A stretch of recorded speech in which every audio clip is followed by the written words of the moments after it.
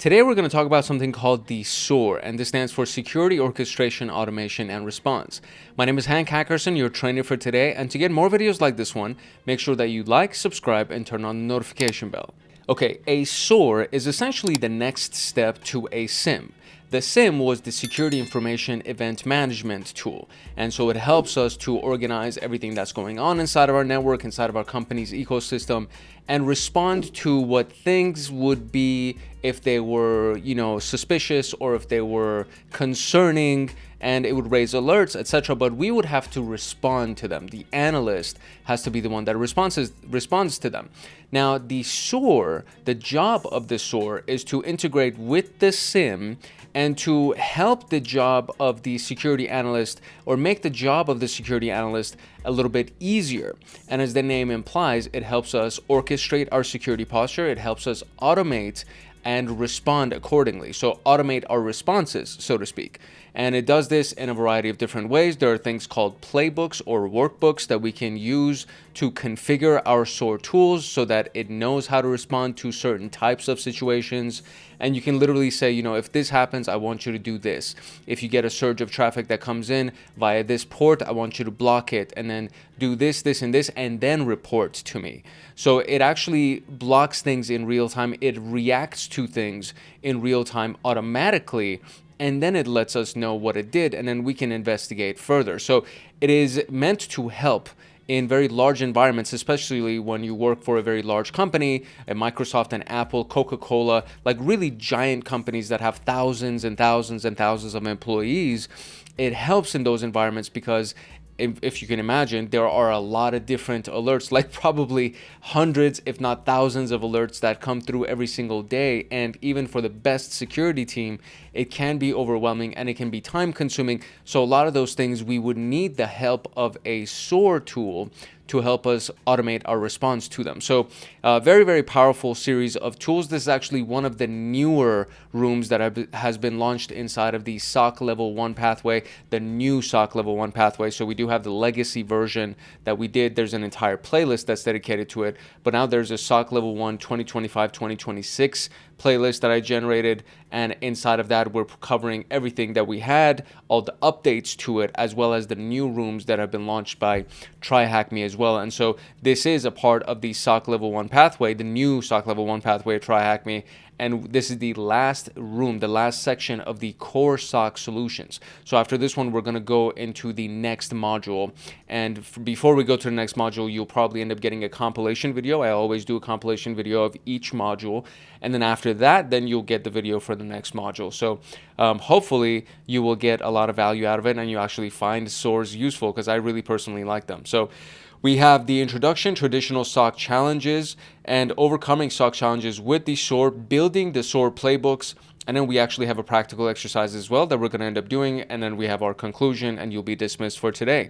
The timestamps of these are going to be included in the description below, so if you want to jump around or rewatch something, you can do that very easily, and that is pretty much it. So you're going to get a quick little note from Hackaholics Anonymous, our membership community, and then we're going to dive into the introduction. If you want access to my notes and exclusive downloads and to get lifetime access to me on Discord, consider joining Hackaholics Anonymous. We have 4 tiers. We have the supporter, the agent, the guardian, and the master. Each tier gets their own Discord server and early access to content. The agent, guardian, and master levels get exclusive content, exclusive downloads, monthly Python automations, live streams with me every single month, plus so much more. And to join, you can simply click the link in the description below and you will be able to choose the tier for which you want to join. I really hope I see you in the Discord chats. If not, I hope I see you in the comment section.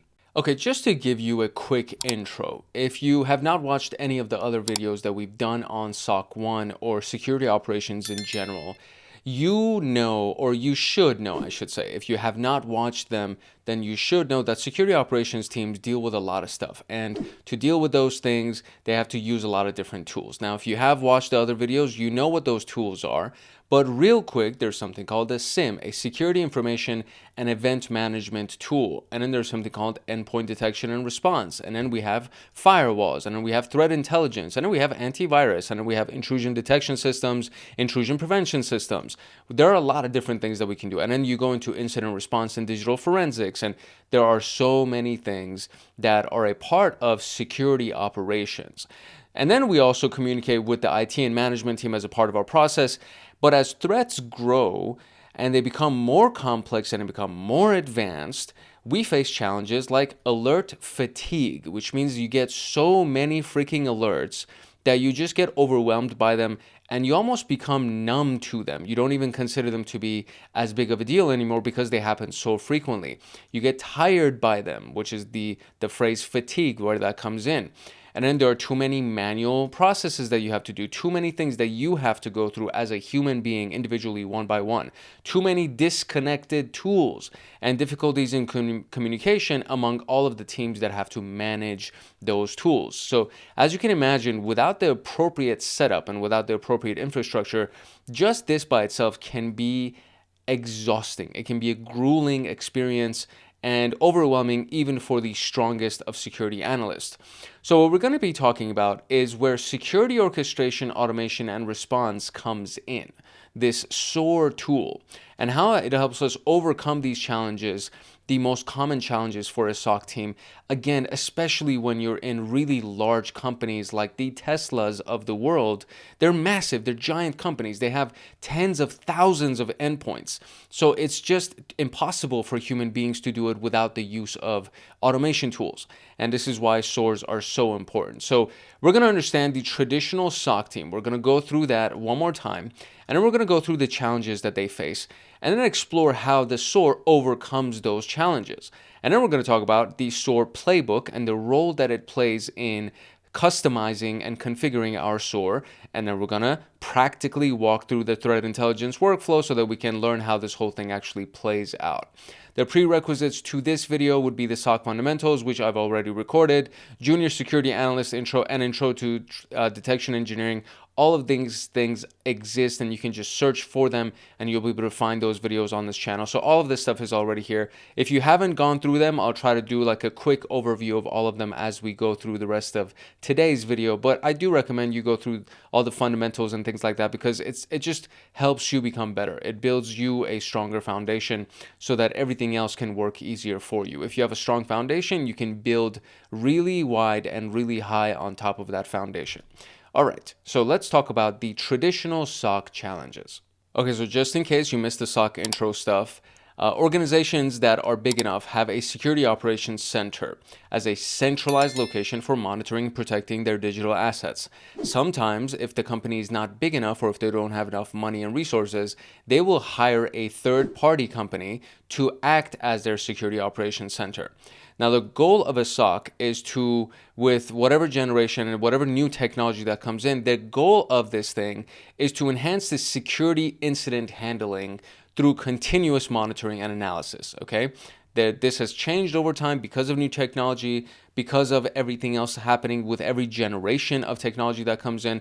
All of those things change the way that we do security operations, but pretty much the goal of security operations has always been the same, and is to monitor and analyze traffic as it comes in or the activity that happens inside of the organization, and then make sure that you prevent incidents from actually escalating into real full-blown, or I should say events from escalating into full-blown incidents and then having to do damage control and put out fires and things like that. The purpose of a SOC team is to actually prevent these events from escalating into those full-blown security incidents and hacks and nightmares for publicity and damage financially, damage to the reputation, all of that stuff.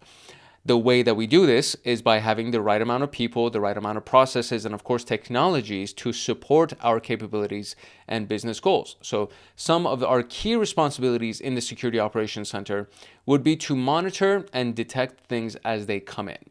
So you monitor the traffic that goes on in your network, in your subnetworks across different cities, states, countries, if your company is big enough.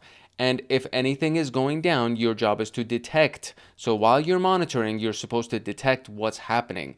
if something happens that seems fishy, you will get an alert that's raised, and you have to respond to that alert in time so it does not escalate to a full-blown incident. That is very, very important. So for example, detecting numerous failed login attempts on a critical workstation, a database server maybe, or detecting a login from an unknown location, or maybe somebody that lives in the United States and they're logging in from the UK, and you're like, well, what the hell are you doing in the UK? Nobody told us that whether or not you were going to go on a work trip, and you didn't tell us that you're supposed to be on vacation, and you're logging in from the UK. What's happening?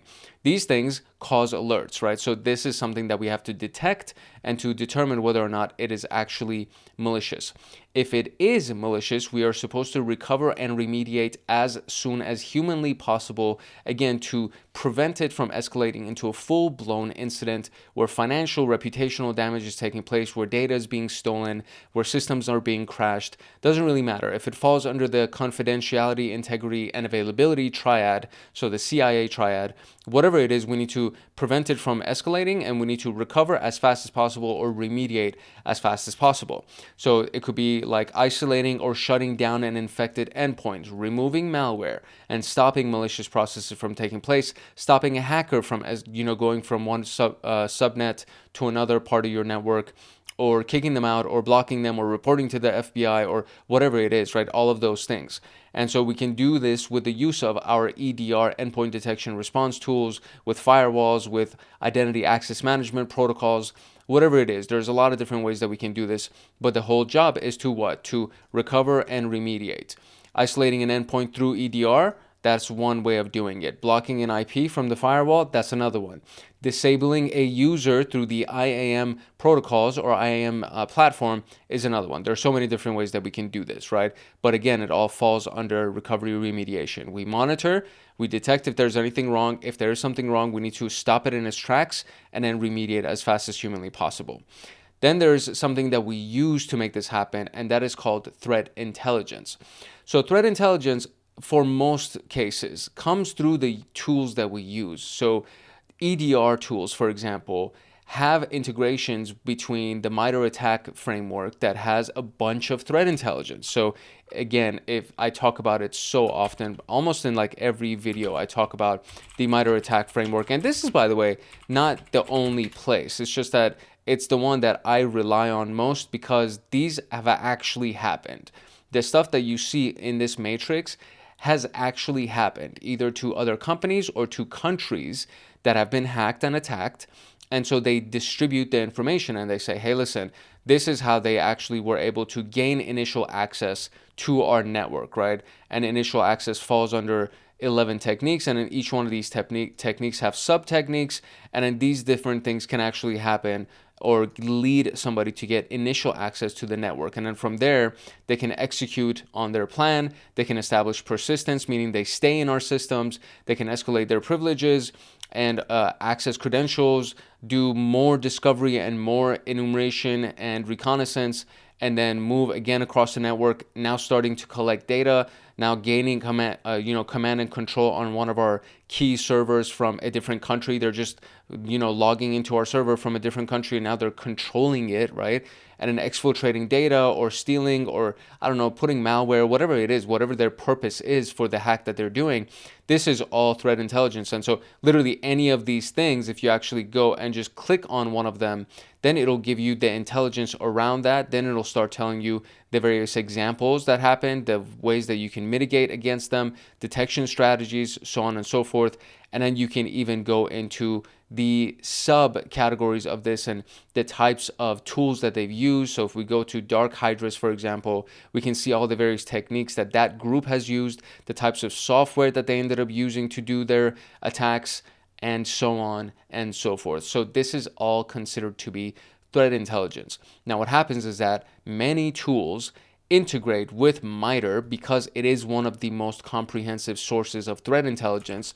So instead of you having to go and navigate and search through MITRE, the tool itself will actually say, hey, I think this is what's going on, and this is the reference to the MITRE attack that I think is taking place. So that way you can read more on it and then try to figure out what the next steps might be and how to prevent them from taking those steps. So it's very, very important to use threat intelligence. Basically, all of that to say that it's very important to use threat intelligence. And so there's a lot of continuous and latest feeds of threat data like IP addresses, hashes, domains, and other indicators. And blocking a malicious domain flagged by the threat intelligence feeds is very important. And this is how we determine whether or not it is actually malicious. So if we go to VirusTotal, this is another one of those databases that has a lot of stuff stored inside of it. So if you want to search to see, okay, is a specific domain malicious? So if I go to TryHackMe.com, is TryHackMe.com a malicious domain? And now we have 98 different vendors that have deemed this website to actually be a secure website. And these are the various vendors, right? You see all these guys. So you have Alien Vault, and you have Bitdefender, and you have a lot of really big names, and then you have some lesser known names. But all of these guys have determined this website to be a legitimate website. Now, for my own purposes, for my own life and the work that I do, if I see 1 out of 98 that has flagged the domain name as malicious, I tread very, very softly and I approach it very cautiously, because even if the rest of them saying that it's clean, but one vendor says that this particular website seems to be suspicious, I will take it as if everybody said that that website is suspicious, and then I will proceed with caution. So all of these things count as threat intelligence, right? So if the domain that you're talking about is flagged as malicious and you go and verify it on VirusTotal and it's definitely malicious, then you definitely want to block that domain, right? So very, very important to use threat intelligence. And then finally, you want to communicate, right? The SOC team communicates with the security engineering team, with the PenTesting team, with the purple team, with the management teams, with the public relations teams, with the executive teams. They communicate with all of them.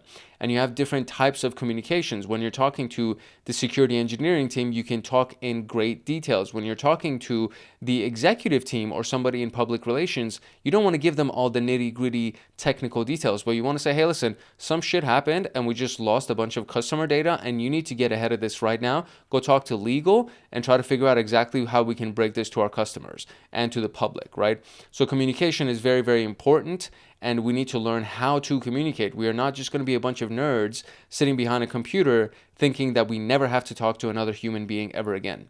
So as we get more and more into the world of AI, one of the soft skills that is extremely important is this concept of communication. So now, knowing all of this, what are the challenges that are faced by security operations teams?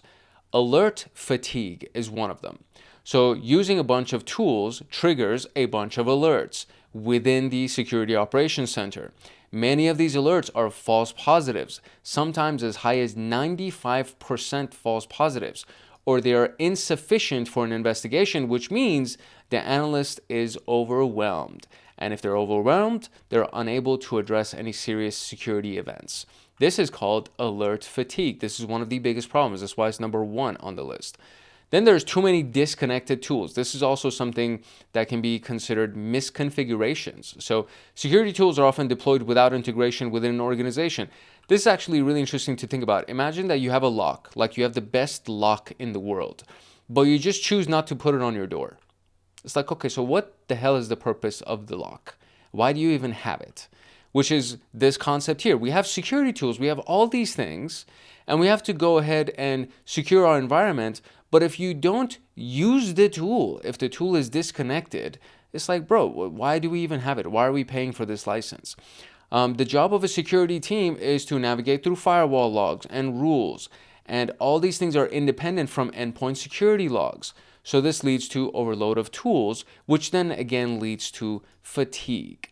And then there's manual processes that we have to do. Like we have to do all of these things manually, right? So investigation procedures are often not documented, which leads to inefficient means of addressing threats. Meaning, if there's a procedure that can help us do it, but it hasn't been documented, now I have to try to figure it out by myself. And then everybody relies on established tribal knowledge built by experienced analysts, which is great if you have an experienced analyst, but if you don't, you're kind of screwed.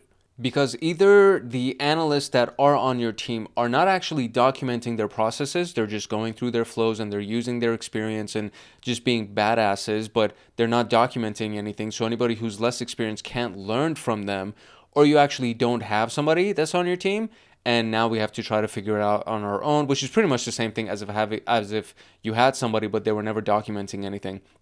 So this slows down investigation, it increases response times and damages potentially, because the damages that can be done during that increased response time a lot of times can be in the millions, tens of millions of dollars, depending on the size of the company.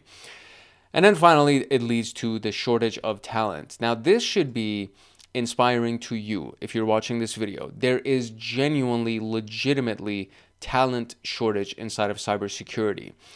Now, here's the thing. Just because there's talent shortage doesn't mean that you can be a moron saying that, oh, I studied and crammed for this exam and I passed my certification exam, so you should give me a job. That's not how it works. You need to actually have developed talent. Just because you're good at certain things, you're good at studying, it doesn't mean that you're going to be good under pressure. It doesn't mean that when all of these things are happening, it doesn't mean that you're going to respond well in those environments. So just because you're good at watching a video and taking notes and going through rooms inside of TryHackMe does not mean that you're going to be good in the face of danger. You're going to be good under pressure. One of the key things that is desired from talent inside of security operations is somebody that can maintain a cool head, prioritize, and work their ass off to fix something.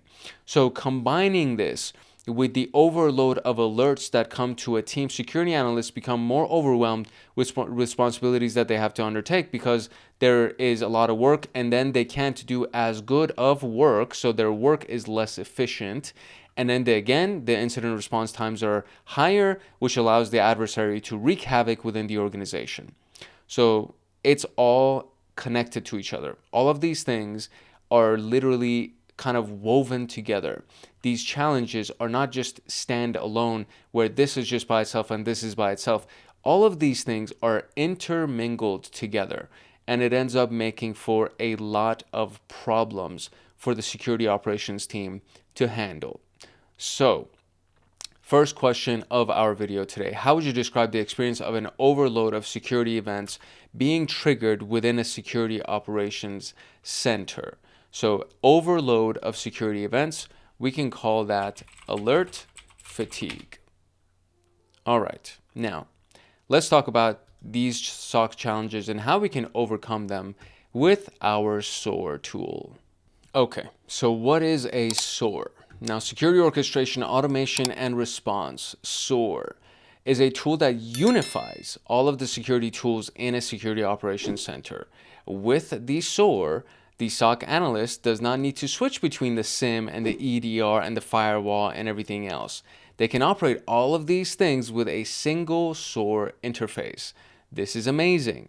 Along with unifying the security tools, it also provides ticketing and case management features to the analyst, through which they can document, track, and resolve their incidents. So what? We are orchestrating, right? We are combining all of these tools into one place.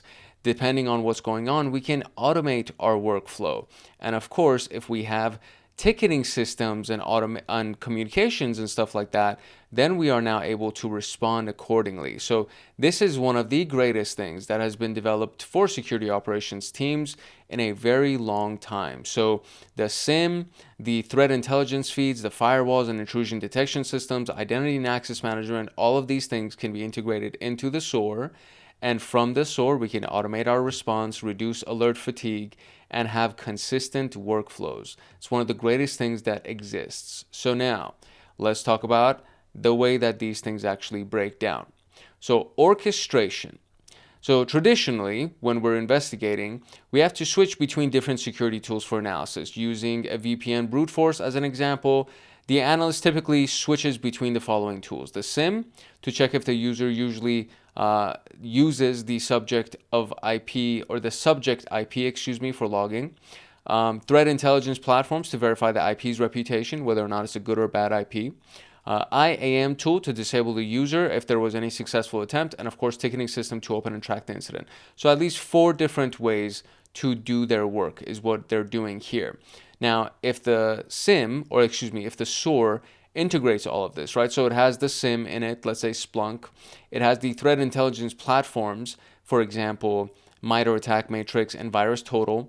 And it has IAM tools that are used to manage those users, for example, Active Directory, and then a ticketing system, right? So I don't know, there's a really, really popular one. ServiceNow, I think, is like the popular one, but there's so many ticketing systems that you can use. So those four, right? And then manually switching between them, and then it slows you down, and then having to do all of these things super well requires a lot of experience and a lot of time invested. So orchestration solves this problem. It coordinates all these tools together inside of the SOAR. It connects different tools from various vendors within the unified SOAR interface. It defines workflows for investigating various types of alerts. These things are known as playbooks. The playbooks are predefined steps that tell the SOAR how to investigate the alert. For example, VPN brute force, right? You receive an alert from the SIM. You query the SIM to check if the user normally uses that IP. You check the threat intelligence for the IP reputation. You query the SIM for any successful logins. You escalate to containment actions. These are predefined in a playbook. So if there's a specific alert, again, VPN brute force, we think that we are under a VPN brute force. So if that's the case, get the alert from the SIM, query the SIM, check the threat intelligence platform, then query the SIM for successful logins, and escalate to containment actions. I'm going to tell you that you can block this VPN user or IP address, That could be the containment action. All of these things can be done by the SOAR. It's kind of amazing, right? It's inside of the playbook for a specific alert, and they're dynamic and usually contain different paths. The result of each determines the next action. So if the user normally uses the IP and failed attempts were minimal, the playbook may stop early. But we're going to be talking about some actual stuff in just a couple of minutes, so you can actually see how these things play out, so we don't have to kind of use theory for them. Then we have automation. So orchestration we talked about. So let's talk about automation. Coordinating with these tools again through predefined actions, which is our playbooks, which we studied in orchestration, right? We already talked about it. I don't know why they would reference something like this. We literally just read it, so why would you do that? But whatever. So predefined actions, right? These can all be automated. So automation means no more manual clicks needed for the SOC analyst. The SOAR will actually do the playbook. So let's assume again for the VPN alert, right? SOAR receives the alert from the SIM, automatically queries the SIM, automatically verifies IP reputation. If the IP is malicious, automatically disables the user from IAM, and then automatically opens a ticket and then alerts the security analyst. This saves, as you can imagine, a tremendous amount of time, a tremendous amount of time for security analysts. This is actually insane when you really think about it, because for a human being to do all of these things, let's say you're really, really, really, really good, it'll take you, and you're like on top of it, right? Like you're not distracted by anything, you fully know all the tools, you have a bunch of caffeine in you, you're super alert, you're awake, all that stuff, right? So if you're really good, maybe it'll take you like 7 to 15 minutes, depending on the situation. So 7 to 15 minutes versus a few seconds, right? Literally 30 seconds to a minute is how long a good SOAR that's on a strong server will take to do all of those things. So very, very important. Finally, we have the types of actions that we can take. And again, it's on one interface. So once the response, has been automated, then we can go ahead and follow the playbook again, to see what the response itself would be. So blocking the IP on the firewall, disabling the user in the IAM, and opening a ticket. That's all falling under response. So then that can be done for you. So it'll orchestrate all the different tools together. It'll automate the responses to common situations, and then it'll actually initiate those responses. It'll carry out those responses so that it can be done without your involvement. And then when you come in, you being the human, when you come in, a lot of these things have been done, and you just need to verify them. You need to verify that the IP address is malicious. You need to verify that the actions taken were correct, and everything else is all good. And then you would escalate that to your management team inside the SOAR, and God bless the SOAR. That's all I got to say. So before SOAR and then after SOAR. Look at that. Beautiful, right? The guy's crazy. He's like super, these little two lines that are coming off of this thing right here, that implies that he's stressed. He has a frowny face, right? Because he has to manage all of these things, and there's a bunch of alerts coming in and all these things, right? The SOAR goes and does all of that stuff. The SOAR doesn't have emotions. The SOAR doesn't need anything. It doesn't need coffee. The SOAR will just do the work. That's what's amazing about the SOAR. So, do we still need SOC analysts? Yes, we do. It doesn't replace us. AI is not going to replace us. This is something that's become very, very prominent over the last couple of weeks with interviews with Elon Musk and the gentleman from NVIDIA. I am blanking on his name, but he just recently did a very in-depth interview on this as well, where they were talking about, radiologists, right? So, for example, radiologists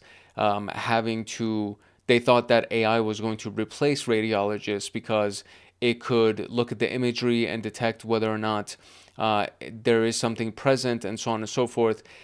And then they thought that because of that, the radiologists would not be necessary. But they found out that now they need more radiologists because, yes, the AI can actually handle the analysis of the image, but it can't diagnose the disease. It can't do all of the after parts of it. It doesn't have bedside manner. There are just so many things that AI is missing, and it's going to be missing for a very long time, because this is a whole different conversation. To be able to integrate ourselves with AI is very important. We need to learn how to use it to expand our skill sets and to make ourselves better, but it will not replace us. And a SOAR tool is essentially a security-focused AI automation type of environment.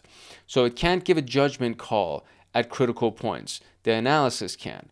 An analyst understands that the threats in the broader business context and how they actually apply and what they should do, if anything. The playbooks for these alerts also made by the SOC analysts, right? So the playbooks themselves are created by human beings. So the answer to this, that the SOAR would ease the burden of a SOC, is very, very important. Yes, absolutely, for sure. But we still need the SOC analyst, and that's very important to keep in mind. So don't be discouraged just because there's AI. Don't be discouraged just because there's advanced tools.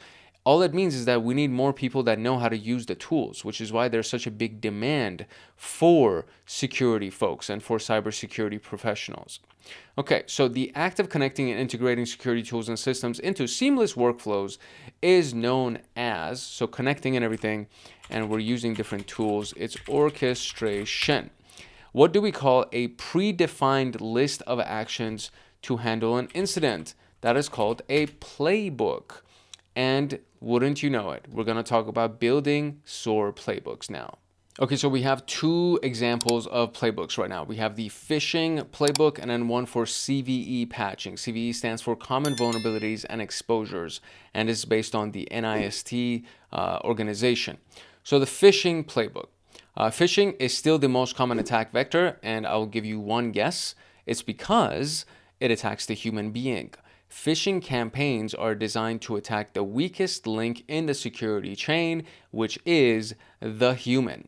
So unfortunately for analysts, investigating phishing emails becomes time-consuming and involves manual exercises like analyzing attachments and URLs and verifying through threat intelligence platforms like VirusTotal, for example. While other investigations are ongoing, SOAR Solutions can execute these tasks in the background via a playbook. Additionally, remediation can be performed when a positive phishing email is identified. So what would this actually look like? So imagine this for a second. You're a SOC analyst dealing with phishing alerts. You're training a junior analyst on how to respond to these.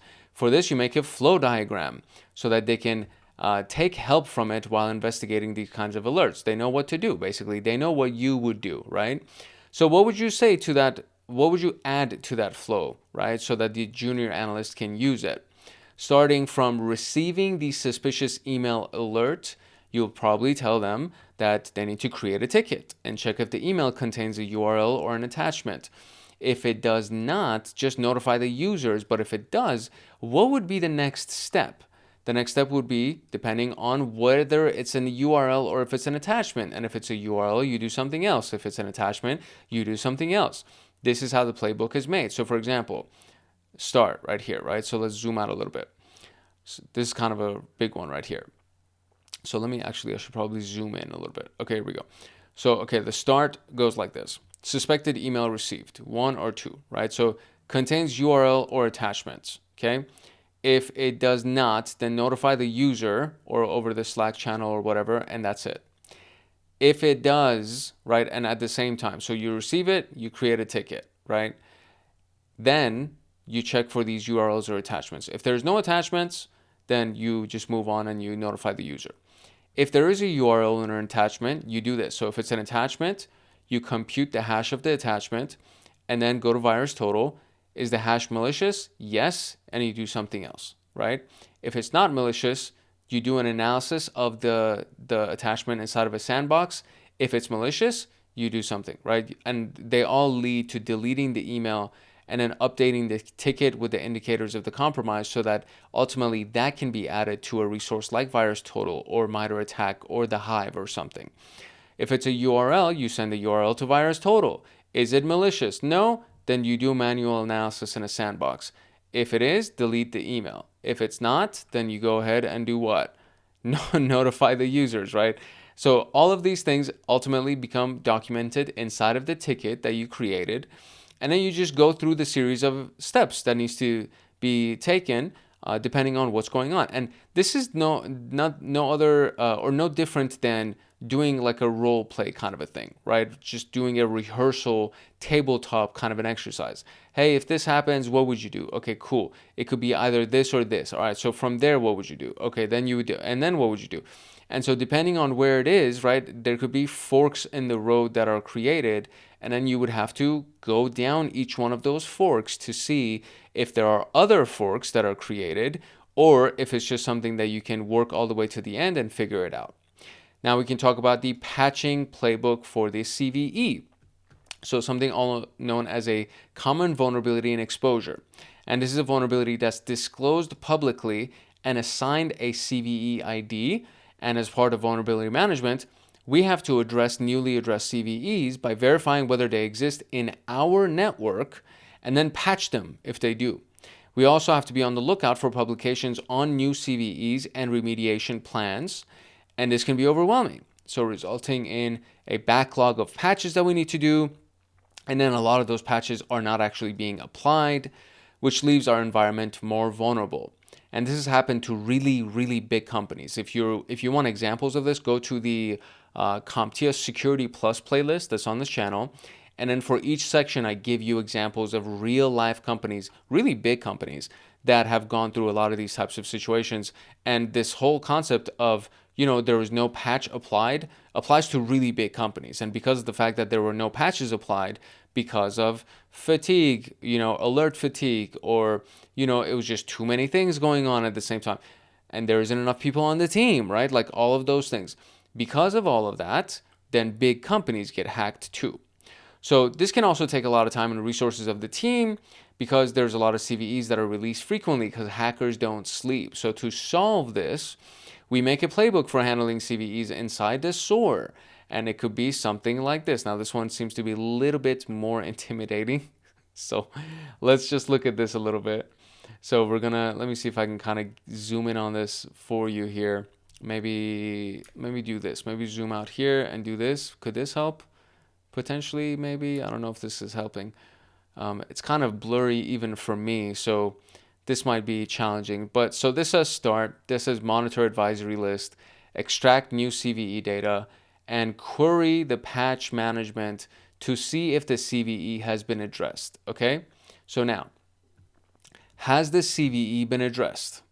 If it has, then we go down here. If it has not, we go over here. So let's go, yes, it has been addressed. Okay, so if it's been addressed, then we're going to end. Meaning the CVE in our environment. Has the CVE in our environment been addressed? If it has, then great, close it out. If the CVE has not been addressed, then the SOAR will actually query the patch management to see if the CVE applies to us. Okay? Is the CVE applicable to us? If it's not applicable to us, then update the patch management that the CVE is not applicable and then close it out. Now, if it is applicable to us, then the SOAR creates a CVE ticket and then assigns an analyst. The analyst reviews the ticket. The SOAR identifies assets that need to be patched and queries configuration management for the patch. Is there a patch that exists? If it does, great. If it doesn't, update the patch database to make sure that we actually have the patch, and then go and test the machines for that patch. Apply the patch to the machines, log of the test metrics and performance, update the SOC with ticket results, right? Then the SOC deploys the patches to all of the assets, because again, all of these things were done against the test machine so far.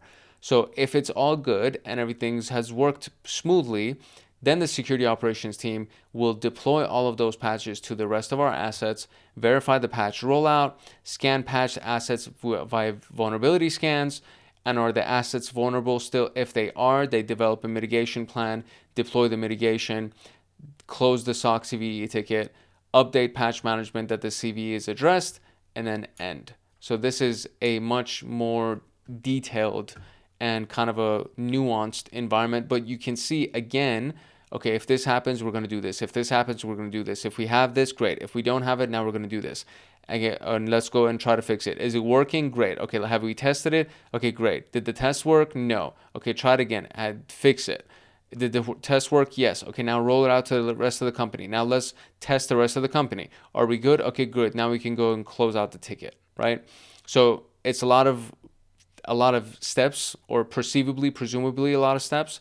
But really, when you think about it, many of these things are being done by the SOAR, and this human icon that you see right here, this is where human beings actually get involved. The rest of these, all of these other steps that don't have a human next to them, that means that all of that is being done by the SOAR. So this is not a lot of steps for you to do. It's a lot of steps for you to think about, then feed it into your playbook so that the SOAR can do it for you, and then involve you when you need to be involved. So most of the steps are automated, and a SOC analyst can be seen at a few points, and these reduce repetitive manual processes burden, and the analyst role will remain essential for crucial decisions and verifications. Okay, so question: is manual analysis vital with a SOAR overflow or a SOAR workflow? It is not vital, no. Oh, never mind. See, I could be wrong too. So manual analysis within a SOAR workflow, I guess it is, right? Because these are pieces right here where human beings do have to be involved. So I stand corrected. See, there's a human being involved, manual analysis. So yes, okay, all right, fine. I stand corrected, my bad. From where is the CVE patching playbook fetching the new CVEs? So the CVE patching playbook, where is it fetching? Advisory list is what it says. Extract new CVE data. So that would probably be it. So let's see. Advisory lists. Great. In the CVE patching playbook, if the assets are found vulnerable even after the patch is deployed, what does the SOC develop next? So this is down here. So it says, what do we have? So it says, are the assets vulnerable, right? So this is super zoomed in. So let's do this. Are the assets vulnerable? Yes, the SOC develops a mitigation plan. So that's what they would develop next, a mitigation plan. Beautiful. Alrighty, so now let's do the actual practical exercise here. All right, so here's the scenario. You're on a part team. You're part of a SOC team that recently faced a large breach investigation. It took ages due to the lack of automation. McSkitty recently advised adopting a SOAR and setting up automation workflows. And McSkitty sent you a checklist for threat intelligence integration. And your task is to figure out how it works. We're going to click on View Site. We're going to go through the workflow and hopefully try to figure out how it works. So here we go. It says the objective is to simulate the actions of automating a SOC environment through toggling various settings. You will have to enable and disable in order to get the right combination of events. Let's go. Okay, so adjust the settings for automated and manual flows to adopt a SOAR and set up automation workflows that will help you in your security investigations. And that's basically it. All right, so we have these things right here, and then these things are clickable. So first thing is case ticket. All right, so case ticket, case management settings. Create a case ticket. This would be, I would say, what do? Oh, I see, turn it on. So it should be automated, right? Communicate case ticket, integrate channels such as email on Slack. I would say we're going to do that automated. Delete case ticket, that's going to be automated. Assign case ticket, I will say that's also automated. Update case ticket, that should also be automated. I'm automating everything just if it works or not.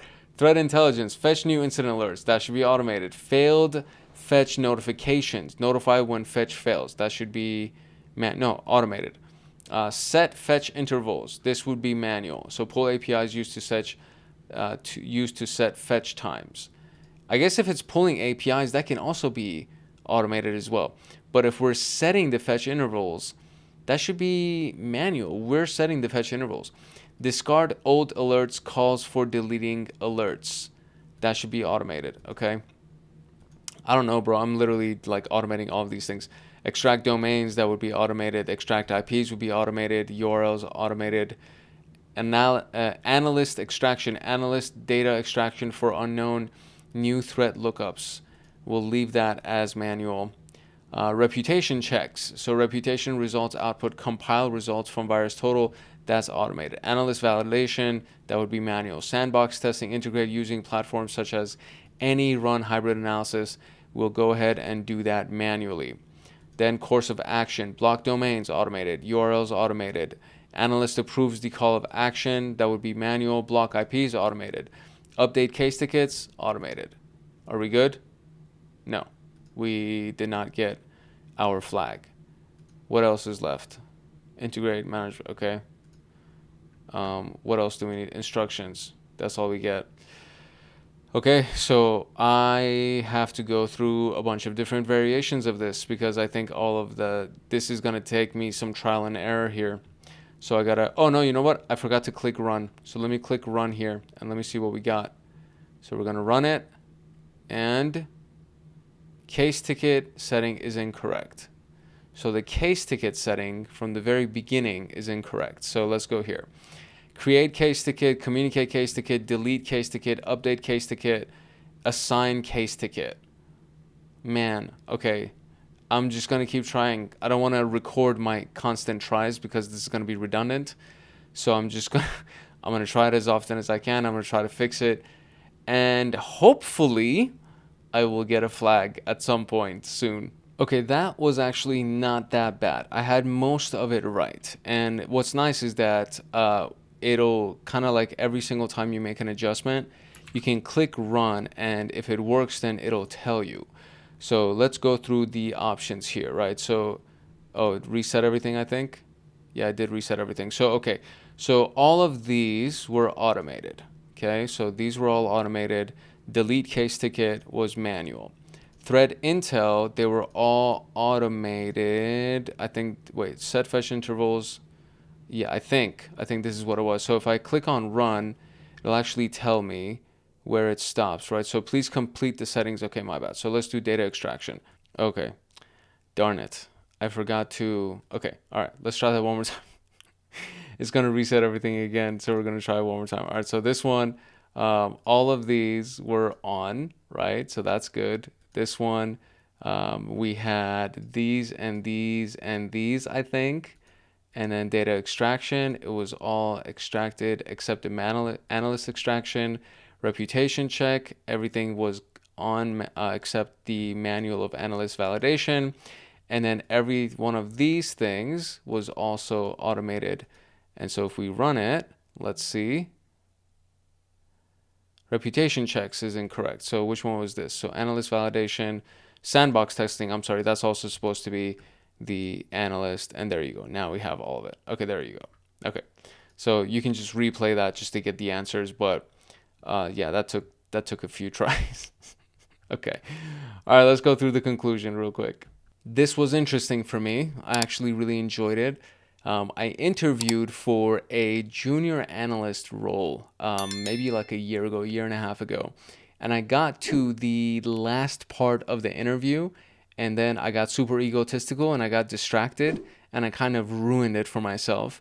But the job that I was applying for, everything really that was outlined for me was to set up the SOAR playbook. And they literally said, all you need to do is jump on a call with the creator, the company that created the SOAR, and follow their instructions and just go through those motions and do that job. And it was the easiest job. And I got so excited about it because I knew I could do the job. And then I fumbled in the last step, because when I was talking to the CTO, the Chief Technical Officer, that was basically about to give me the seal of approval, I got super egotistical. I got distracted. I started asking him a bunch of BS questions that were completely irrelevant to the role, and they did not give me the job. So that was one of those things where I think about actually regularly, where I'm like, damn, I could have been in this industry a long time ago had my ego not flared up, and had I just maintained humility and just focused on the task at hand. So that's kind of a tangent. I just went on a rabbit hole a little bit. But I think it's relevant as well. So these things can actually be very, very easy, and it can make your life really, really easy, especially because there's so much documentation and so much support that's available for setting these things up. And you can apply to junior analyst jobs, and you can be working with security orchestration, automation, and response. So it is very cool.